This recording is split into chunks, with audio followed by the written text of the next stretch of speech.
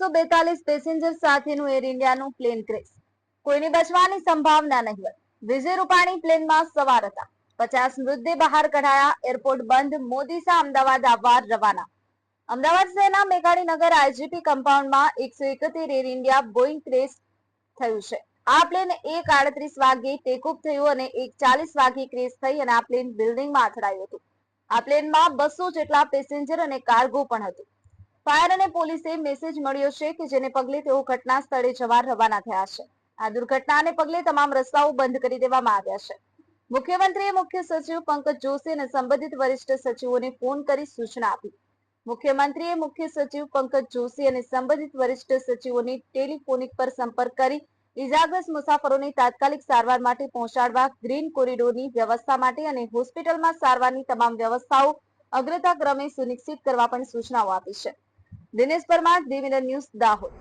1.5 કિલોમીટરનો વિસ્તાર સામાન્ય લોકો માટે બંધ કરાયો. ગુરુવાર અને 12 જૂન 2025ના બપોરે 1:38 વાગે ટેકઓફ થયેલી આ ફ્લાઇટમાં 242 પેસેન્જર અને ક્રૂ મેમ્બર સવાર હતા, જેમાં 169 ભારતીયો, 53 બ્રિટિશ નાગરિક, 1 કેનેડિયન નાગરિક અને 7 પોર્ટુગીઝનો સમાવેશ થાય છે.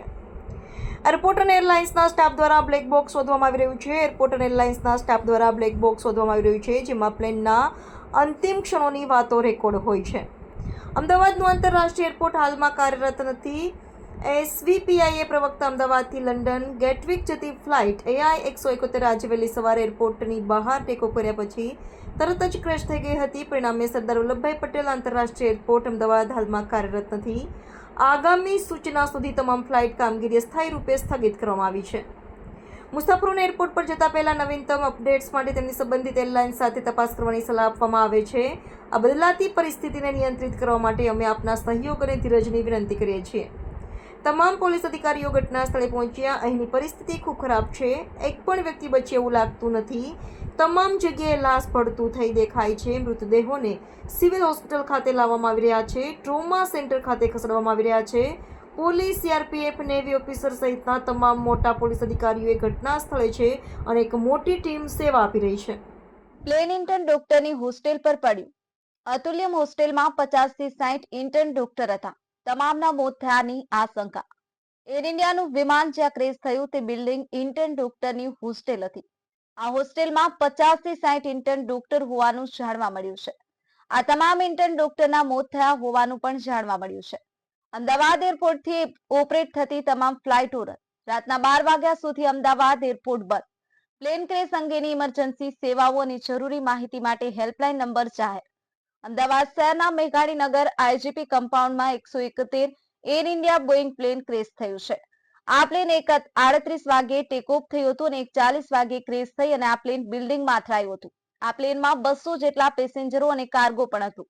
એર ઇન્ડિયાની 171 ફ્લાઇટ ક્રેશ થતા હાલ એરપોર્ટ બંધ. આ અંગે અદાણી એરપોર્ટે નિવેદન જારી કર્યું છે, જેમાં કહ્યું છે કે એર ઇન્ડિયાની 171 ફ્લાઇટ ક્રેશ થતા હાલ એરપોર્ટ બંધ છે. તમામ ફ્લાઇટ ઓપરેશન્સ કામચલાઉ રીતે બંધ કરવામાં આવ્યા છે. પેસેન્જરને તેમની ફ્લાઇટ્સ લેટેસ્ટ અપડેટ ચેક કરી લેવી. યુદ્ધના ધોરણે કામગીરી કરવા મુખ્યમંત્રીની સૂચના. અમદાવાદમાં એર ઇન્ડિયાનું પેસેન્જર વિમાન તૂટી પડવાની દુર્ઘટના સામે તત્કાલ બચાવ અને રાહત કામગીરીની તેમજ ઇજાગ્રસ્ત મુસાફરોને તાત્કાલિક સારવાર માટેની વ્યવસ્થા યુદ્ધના ધોરણે હાથ ધરવા મુખ્યમંત્રી ભૂપેન્દ્ર પટેલે સૂચનાઓ આપી છે. પ્લેન જ્યાં ક્રેશ થયું છે તે બિલ્ડિંગ સિવિલમાં ડોક્ટર માટેની હતી. તમામ મૃતદેહ સળગેલી હાલતમાં છે. પ્લેન જ્યાં ક્રેશ થયું છે તે બિલ્ડિંગ સિવિલમાં ડોક્ટર માટેની હતી. તેથી બધાનું રેસ્ક્યુ કરીને બહાર કાઢવામાં આવ્યા છે. લોકોના મૃતદેહ ઓળખાય તેવી સ્થિતિમાં પણ નથી. અત્યાર સુધીમાં 50 લોકોના મૃતદેહ બહાર કઢાયા. વડોદરા ફાયર બ્રિગેડના 25 ફાયર એન્જિન અમદાવાદ રવાના કરવામાં આવ્યા છે. અમિત શાહે મુખ્યમંત્રી ભૂપેન્દ્ર પટેલ, ગૃહ રાજ્યમંત્રી અને પોલીસ કમિશનર સાથે વાત કરી. ગૃહમંત્રી અમિત શાહે મુખ્યમંત્રી ભૂપેન્દ્ર પટેલ, ગૃહ રાજ્યમંત્રી અને પોલીસ કમિશનર સાથે વાત કરી છે. તેમજ કેન્દ્ર સરકારમાંથી તમામ મદદની ખાતરી આપી હતી. પૂર્વ સીએમ વિજય રૂપાણી દુર્ઘટનાગ્રસ્ત પ્લેનમાં મુસાફરી કરતા હતા. સીએમ સુરતથી અમદાવાદ આવવા રવાના. હાય, હું છું ક્રુઝિન સિંઘાનિયા. આપની આસપાસના સત્ય સમાચાર જાણવા માટે જોતા રહો દીવ મિરર ન્યૂઝ અને હા, લાઈક અને સબસ્ક્રાઇબ કરવાનું ભૂલતા નહીં. Thank you.